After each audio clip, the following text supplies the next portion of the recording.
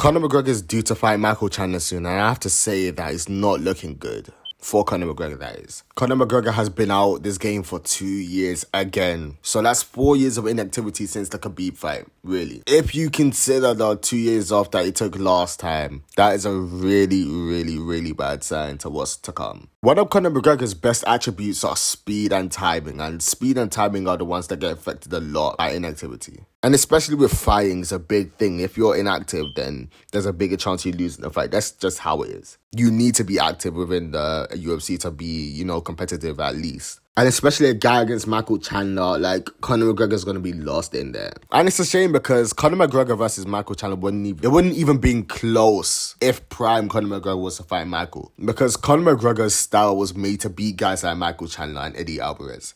Eddie Alvarez isn't that different to Michael Chandler. We've seen what we've seen what Conor McGregor's done with Eddie Alvarez in his prime. He destroyed Eddie Alvarez to become double champion. Now imagine that being against Michael Chandler, who's more chinny than Eddie. Even today, Conor still has a pretty big chance of winning, but Michael Chandler, in theory, should be the victor within this fight.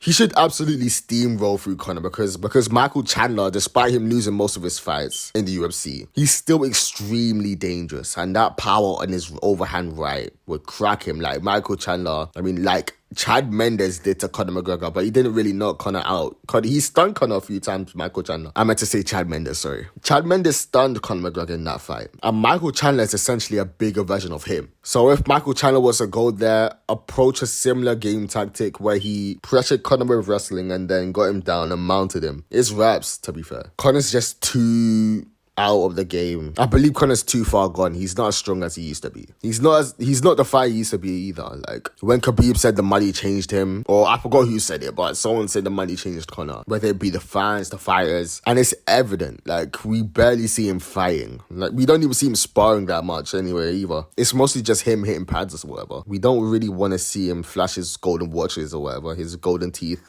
I don't even know what he'd be posting on his Instagram now. A lot of people have lost hope in Conor, so I don't blame them for believing that he'll lose against Michael Chandler. I even think it's the most reasonable take for Michael Chandler to win. Me personally, I have Michael Chandler winning via knockout, but I do want Conor McGregor to win because whenever Conor's winning, MMA becomes instantly more exciting. And it will be a pretty big spectacle from Conor McGregor to, come back from snapping his leg.